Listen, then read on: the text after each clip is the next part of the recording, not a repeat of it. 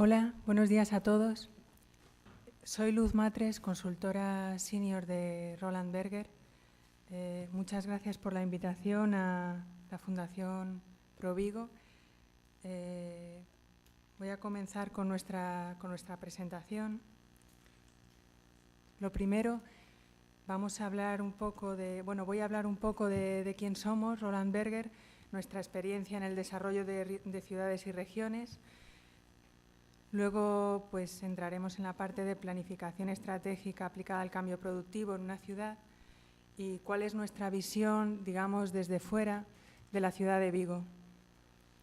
Y luego, por último, daremos un par de ejemplos de proyectos que hemos realizado en la firma. Bueno, Roland Berger es una consultora alemana de estrategia. Su origen es alemán, pero tiene un alcance global. Estamos presentes en 36 países, somos 51 oficinas en total. Fue fundada por el profesor Roland Berger en 1967. El profesor Roland Berger sigue como parte activa de la firma, tiene un rol presidencial, pero sigue muy involucrado en el día a día de la empresa y además, en el sector público pues ha tenido una gran, digamos, contribución y ha contribuido mucho al desarrollo de Alemania, ¿no?, en los últimos 40 años. Hemos trabajado con entes públicos muy diversos en el desarrollo de ciudades, ¿no?, desde cámaras de comercio, agencias de desarrollo regional, en comités de desarrollo urbano, ministerios, etcétera. También contribuimos al desarrollo de capital intelectual de forma, pues, recurrente. Tenemos un equipo de Civil Economics en Alemania que está muy especializado en desarrollos estratégicos de ciudades. Y entonces es un tema que recurrentemente trabajamos y contribuimos a él. Y ahora me gustaría entrar un poco en el detalle del tema en cuestión, ¿no?, de la planificación estratégica y cuál es un poco nuestra visión. Un poco de contexto. Como bien comentaba antes José Manuel, a día de hoy, digamos, las ciudades compiten en un mercado global, es decir, necesitan defenderse a través de sus ventajas competitivas.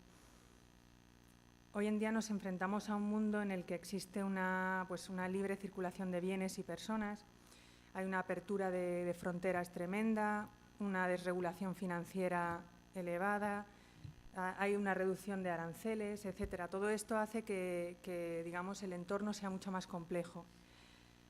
Tenemos también una revolución tremenda en transportes y comunicaciones. Y también, digamos, las empresas son cada vez más globales. Hay una apertura y una enorme extensión a mercados distintos. Por lo tanto, cada ciudad compite ahora en un mercado mundial. Pasamos de un mercado local o continental a un mercado mundial. Entonces, cada ciudad debe establecer sus ventajas competitivas. Tenemos un marco en el que distintos sectores tienen distinto ámbito de actuación. Dependiendo del sector, puedes tener un ámbito de competencia mundial o continental, pero ya la palabra local no aparece en el esquema. Por lo tanto, esto hace que la planificación estratégica de las ciudades sea cada vez más importante. Y como antes bien mostraba José Manuel, cantidad de ciudades españolas están haciendo su plan estratégico y ciudades en el mundo también. Nada es producto de la casualidad. Últimamente siempre estamos viendo que hay un proceso detrás, aunar intereses hacia un objetivo común y el tratar de anticiparse al cambio. Hay 4 rasgos principales que nosotros destacamos en la planificación estratégica. El primero es el enfocar la ciudad como un sistema funcional. Eso es clave. Hay que partir de una demanda urbana, hay que partir del ciudadano y hay que situarlo en un contexto en el que pueda encajar. Y desde ahí se abren multitud de factores sociales, pues tanto de recursos humanos, comunicaciones, etcétera, factores económicos, es decir, cuál es la actividad productiva de la ciudad, cuáles son los sectores clave de su economía, Luego hay factores administrativos y factores tecnológicos, pero siempre todo ello con la demanda urbana en el centro. Luego es muy importante tener una visión integral e intersectorial, es decir, se conjugan planes económicos con planes sociales, de ordenación urbana y de transporte. Es verdad que habíamos vivido un modelo, digamos, el modelo antiguo en el que eran sobre todo planes urbanísticos. Veremos después que el plan urbanístico es básicamente el instrumento para llevar a cabo un objetivo estratégico que está detrás. Esto se ha convertido en un instrumento, más que en un fin. Luego es muy importante el conjugar la competitividad, la sostenibilidad y la equidad. Tiene lo que comentábamos, aunar la competitividad económica con una equidad social y una sostenibilidad, un modelo físico sostenible, y todo ello ha de ser gobernable. Y luego, un último rasgo que nosotros destacamos como muy importante es la involucración de los agentes clave y la coordinación interadministrativa. Una ciudad, digamos, es más allá que una empresa, es mucho más complejo, tiene muchísimas partes interesadas en diferentes ámbitos y, digamos, el éxito depende de ser capaces de conjugar todo en una misma dirección. Como todo plan debe contar con un equipo y la estructura de agentes pues, va desde un consejo del plan hasta un comité ejecutivo, una secretaría técnica, expertos en distintos ámbitos, comités de control y grupos de trabajo. Es decir, está muy profesionalizado y cada vez más. Y luego es clave la coordinación interadministrativa, tanto a nivel vertical, Unión Europea, gobierno regional, local, etcétera, como horizontal, como los gobiernos locales. Si pasamos un poco al detalle, aquí hacemos de forma muy resumida, explicando que el proceso de planificación estratégica en una ciudad es un proceso continuo, es un proceso de gestión, de coordinación, de participación y de comunicación constante. Todo comienza con un arranque del plan, como antes comentaba José Manuel en su esquema, en el que es muy importante definir quién asume el liderazgo. Si va a ser el gobierno local, grupos de interés o de poder local, etcétera. Pero el liderazgo de este plan tiene que estar claro. Es muy importante que esa persona que asume o esa institución que asume el liderazgo del plan sea capaz de aunar a grupos de influencia, tanto sectoriales como clústeres, como clave en el desarrollo económico de la ciudad. Luego, en el arranque del plan se debe diseñar el modelo organizativo, es decir, cómo gestionar el proceso, cómo sumar voluntades, etcétera. Y luego establecer una política de comunicación. Por lo tanto, es una etapa en la que se toman decisiones y una etapa de decisión y organización fundamentalmente. Luego tenemos dos fases que se basan sobre todo en un diagnóstico y evaluación. Esto se puede aplicar a las empresas también. Se comienza con un análisis de situación actual, con una identificación, lo que llamamos nosotros DAFO, que es de debilidades, amenazas, fortalezas y oportunidades en varios ejes: económico-productivo, físico-ambiental, socioinstitucional y luego la centralidad regional. Pero no solamente es un tema de diagnóstico en estos 4 ejes, sino que también es muy importante, y de ahí el que se sumen otros agentes alrededor, el tema de identificar cuáles son las exigencias sociales y de los agentes sociales y económicos de la ciudad, porque eso contribuirá de forma decisiva al éxito del plan.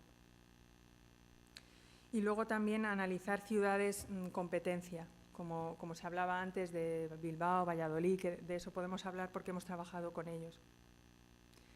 Después se caracterizan los modelos de desarrollo de ciudad, económicos según el tipo de desarrollo y la base económica que tengan, los físicos según su ubicación y su estructura urbana, y sociales según la pirámide social, como si es más rural, más urbanita, etcétera, la calidad de vida, satisfacción de necesidades, etcétera.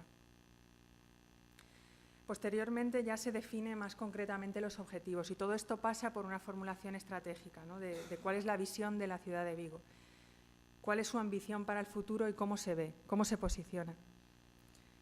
A partir de ahí lo que se hace es diseñar, digamos, los escenarios de entorno futuro y desarrollo de objetivos concretos. A partir de ahí se identifica una serie de palancas de cambio que posibiliten esa transición y alcanzar esa visión. Y por último, se realiza lo que es la implementación y la difusión. Entonces ya se pasa a concretar y aterrizar el plan que se ha formulado en la fase anterior. Se elaboran programas concretos, cada programa desarrolla una serie de proyectos estratégicos a su vez que apoyan ese programa. Se monitoriza el cumplimiento de plazos, de objetivos, digamos, se planean contingencias y se difunde y comunica continuamente. Esto puede resultar muy, digamos, familiar para todo aquel que se encuentre en una empresa y que esté acostumbrado a lanzar planes estratégicos. Nosotros internamente, Roland Berger, hemos identificado 5 modelos económicos en ciudades de referencia a nivel global. Nosotros los llamamos innovador multiespecialista y ponemos como ejemplo la ciudad de Nueva York, la ciudad de Londres, la ciudad de Seúl. ¿Cómo describimos este modelo? Pues son ciudades con una base generalista sólida, que tienen un sector financiero potente y además, digamos, son puertos importantes también en temas logísticos, ¿no? Sus palancas de desarrollo son fundamentalmente sectoriales, el apoyo a la financiación, incubadoras, incentivos fiscales, etcétera, y luego el transporte, los servicios, las infraestructuras. Luego otro que llamamos funcional innovador.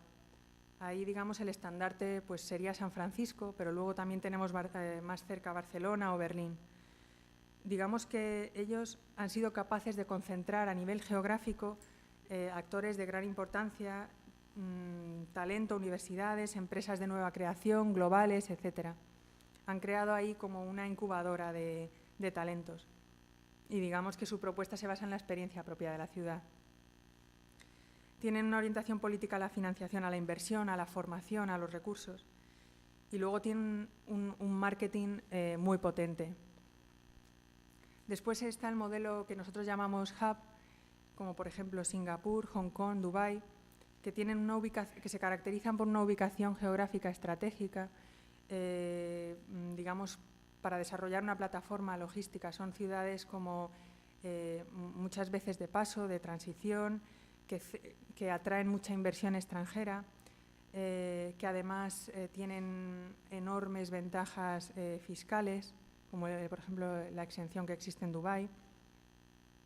Y sus palancas han sido fundamentalmente una alta inversión en infraestructuras y los incentivos fiscales, como comentábamos antes. Luego tenemos el modelo generalista, como Chicago, Los Ángeles y Tokio, que digamos tienen una economía diversificada, pero no tienen ningún sector, digamos, verdaderamente privilegiado. Las palancas que utilizan son sobre todo el transporte, servicios, alojamiento y además ayudan a la reconversión de los sectores menos favorecidos, digamos. Tratan de buscar un equilibrio. Y luego tenemos las ciudades emergentes, como Mumbai, Shanghái, Sao Paulo.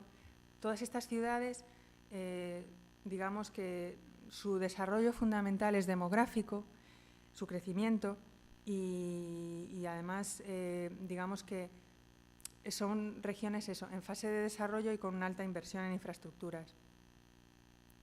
Sin embargo, el modelo de ciudad no es estanco, es evolutivo y está en las manos de la ciudad, su futuro. De la ciudad emergente, que tiene un bajo nivel de madurez y de valor añadido, digamos, tienen que pasar transiciones hacia un modelo funcional e innovador y luego transitar a un especialista, generalista, etcétera. Cuando hay una falta de innovación, la ciudad muere, como es el caso que hemos visto en Detroit, que no ha sabido reinventarse. ¿Cómo vemos nosotros Vigo? Nosotros vemos que Vigo está evolucionando de un modelo industrial hacia un modelo funcional e innovador. Hemos pasado de un modelo industrial desde los años 40, con una fuerte inmigración, interior, desarrollo, hasta una caída del éxodo rural y en los años entre el 80 y 90 hubo un periodo de transición y se está pasando a un modelo industrial y funcional e innovador. Digamos que tiene sectores clave, era una ciudad exclusivamente industrial con 3 pilares de sectores que han contribuido a ello, pero está, digamos, transitando también a un modelo en el que promueve el turismo, el comercio, los servicios, etc. Un poco más de detalle, vemos que, digamos, la etapa que nosotros vemos más como modelo industrial se asienta en la fundación de la Zona Franca, que incentiva el asentamiento de empresas con vocación exportadora, el puerto pesquero, se desarrolla la industria de construcción naval, en los 50 se inicia la actividad automovilística, en los 60 se expande el sector pesquero. Digamos que todo esto hace de Vigo una ciudad eminentemente industrial. ¿Qué vemos nosotros, digamos, desde los 90, ¿no? Pues vemos que al entrar en la Comunidad Europea, Vigo se convierte en una de las principales ciudades portuarias de la zona euro. Se inician ferias alimentarias, se inicia el clúster de automoción, se empiezan a sofisticar, digamos, clústeres que representan estos sectores. La crisis económica en el sector de automoción afectó bastante, sin embargo, como bien se decía, Vigo trata de salir fortalecido de ello, ¿no? Entonces, el consorcio de la Zona Franca, por ejemplo, hemos visto que planea lanzar en 2010 pues, la factoría de innovación, se fomenta el I+D, se desarrolla… Por ejemplo, Vigo, hemos visto que es una de las ciudades europeas que es piloto en el desarrollo del coche eléctrico, es decir, ya se empieza a percibir Vigo como ya no solo un sector eminentemente industrial, sino que ya se empieza a enfocar en algo más funcional e innovador, ¿no?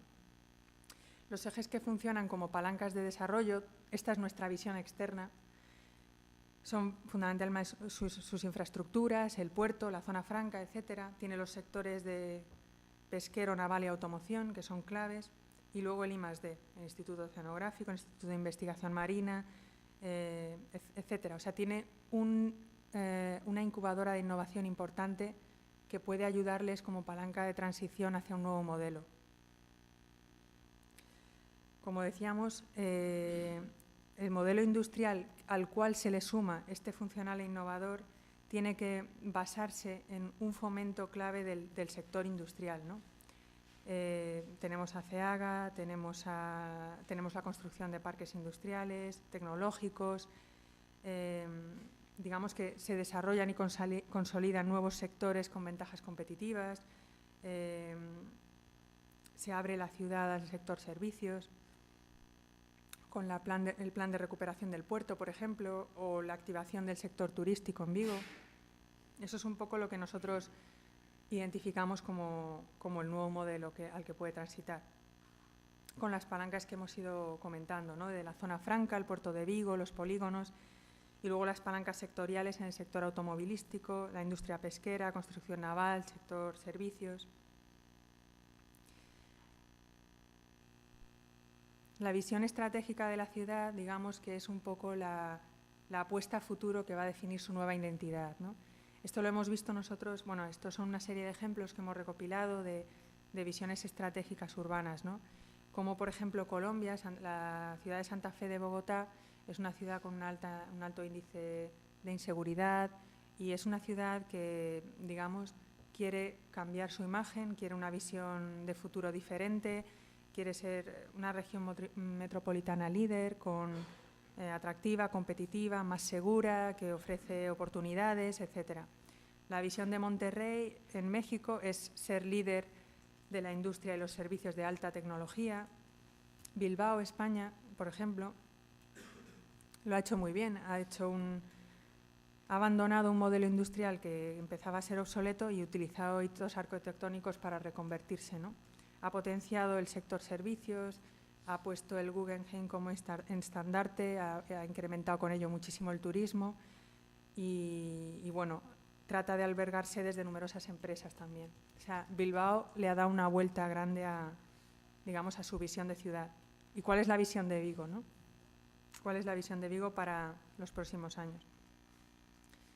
Bueno, nuestra visión para Vigo 2030, por ejemplo, sería basarnos en el impulso de la innovación y la tecnología. ¿A qué ciudades vemos comparable a Vigo? Pues, por ejemplo, Liverpool, que es un centro industrial, sede de líneas navieras, sector terciario, etc. O Amberes, es un puerto de mercancías basado en la industria de joyería. No son iguales, pero las vemos como comparables. ¿Y qué posibles sectores de desarrollo, ¿no? tiene Vigo? Pues puede ser centro de innovación y tecnología, fomento de I+D a través del impulso de la iniciativa empresarial. Vigo como referente en el sector pesquero, el alcalde ha dado varios ejemplos. Y el impulso y la consolidación del sector industrial con inversión. Entonces, la innovación, el impulso del sector pesquero, la consolidación del sector industrial, para nosotros son los principales sectores de desarrollo para la ciudad de Vigo. Poniendo un ejemplo concreto en el sector de automoción, en el que Roland Berger colaboramos mucho, está habiendo una tendencia que sale mucho en la prensa de empresas gallegas que se empiezan a localizar en el norte de Portugal. Pues, Vigo tiene que anticiparse a ese movimiento, tiene que proponerles una alternativa a esas empresas. Porque si no, se van a ir siempre a centros de producción de bajo coste. Y digamos que la automoción en Vigo es clave, es un pilar clave de su desarrollo, ¿no? ¿Qué está ocurriendo en el sector de la automoción? Pues el fabricante, lo que nosotros llamamos Original Equipment Manufacturer, está cada vez, centrándose más en el diseño y pasando, actividades al Tier 1 y Tier 2, los componentes hacia abajo. Esto hace que cada vez la industria auxiliar gane importancia en I+D. Galicia no le va a costar mucho competir, o Vigo, con el norte de Portugal en algunos aspectos y ya dentro de 20 años con Marruecos. Hay ventajas, no puedes quedarte como el más caro de los baratos y quedarte en el medio de ningún sitio. Tiene que pasar por posicionarse como una región en la que ofrece un servicio de valor añadido en la automoción. Porque para, tareas comoditizables, muy repetitivas, automáticas, las empresas siempre van a optar por el sitio de menor coste. Por lo tanto, si Vigo apuesta por un esquema de innovación, de ayudar a las empresas a financiar prototipos, las multinacionales considerarán invertir aquí, no porque la mano de obra sea más barata, no porque el suelo industrial sea más barato, sino porque tienen unos proyectos de futuro en los que la ciudad les va a ayudar a desarrollar. Por lo tanto, nosotros identificamos 4 palancas con las que la ciudad puede consolidar su modelo económico: la zona franca, polígonos industriales, el puerto y luego características patrimoniales de la ciudad, ¿no? Su patrimonio histórico, lo que comentaba el alcalde de las Islas Cíes. Es un parque nacional de Islas Atlánticas, por lo tanto, todo eso también creemos que es una palanca, importante de desarrollo, ¿no? ¿Cuáles son las cuestiones claves que vemos para el desarrollo futuro de Vigo? Pues bueno, lo que comentábamos al principio, ¿no? Cómo afrontar los retos de una ciudad en un entorno que es muy competitivo, un entorno global, incierto a nivel económico, con mayores dificultades para la atracción de la financiación y la inversión. Esto lo vemos en los clústeres que comentábamos, ¿no? Cómo atraer a empresas de automoción que quieran, establecerse en Vigo y no se establezcan a 30 kilómetros en Viana do Castelo, por ejemplo. ¿Qué oportunidades sectoriales pueden desarrollar el futuro de Vigo? ¿Cuáles son las ventajas competitivas en las que se puede apoyar y apalancarse a nivel nacional e internacional? ¿Y cuál es la evolución natural que se considera para el modelo de Vigo?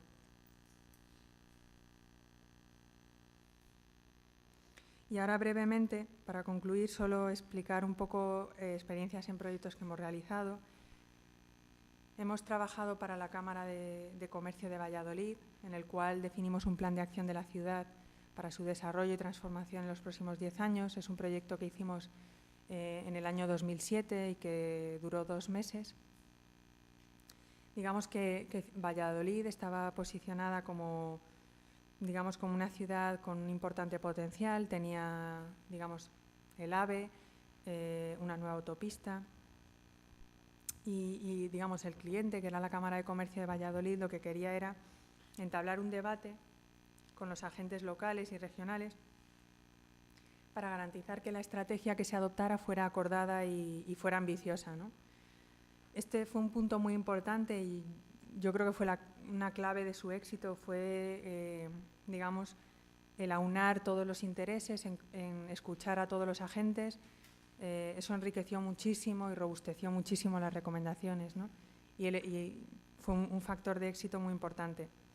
El objetivo del proyecto era definir un modelo de desarrollo para la ciudad y, digamos, una propuesta inicial para establecer el debate público, ¿no?, con los agentes que comentábamos. Entonces, lo que hicimos fue una evaluación del desarrollo potencial de la ciudad. Entrevistamos a 25 agentes sociales. Hicimos un benchmark, una comparativa con las 4 mejores prácticas en términos de ciudad y estrategia comercial, como Bolonia en Italia, Dresden en Alemania, Rennes en Francia y Vitoria en España. Realizamos las tareas de diagnóstico que comentábamos antes y discutimos los distintos modelos de desarrollo, ¿no?, con los agentes que comentábamos. El resultado fue, digamos, que el alto potencial de desarrollo que alcanzó la ciudad en términos de atracción turística, pues se incrementó muchísimo. Y luego también identificamos el comercio urbano como una palanca clave de su desarrollo. Hicimos también un plan de acción para los próximos 10 años para la transformación de la ciudad. Y como último caso, pues, por ejemplo, en Portugal lo que hicimos fue apoyar la reactivación de su turismo, ¿no? Un factor de éxito aquí, al igual que en Valladolid y al igual que creemos que en cualquier plan estratégico de ciudad, es que todos los agentes clave tienen que estar alineados. De lo contrario, es muy difícil que se alcance el objetivo final. Lo que le ocurría a Portugal es que muchas ciudades mediterráneas empezaron a crear una fuerte competencia, ¿no?, con, digamos, sol y playa como alternativas a Portugal. Entonces, el plan preveía evaluar el progreso del país en el sector turístico y revisar los enfoques, ¿no?, el objetivo a 3 años. Entonces, hicimos un análisis exhaustivo del sector turístico en Portugal, sus principales debilidades, cuáles son las ventajas competitivas respecto a otras ciudades comparables. Hicimos una auditoría estratégica para ver cuál era la mejor opción para alcanzar el objetivo. Y lo que, digamos, el resultado fue que digamos, Portugal ha conseguido posicionarse como un destino atractivo turístico a no solamente el sur, el Algarve, sino también la zona norte. Han potenciado mucho el turismo también deportivo, abriendo campos de golf, por ejemplo, y sin llegar a ser un destino extremadamente caro, ¿no? Digamos, de nuevo, el factor clave del éxito de este plan fue también la discusión pública que se realizó al inicio y que dio lugar a una alineación general de intereses y un apoyo al objetivo común. Bueno, esto es un poco lo que veníamos a contar de parte de Roland Berger y nada, muchísimas gracias por su atención.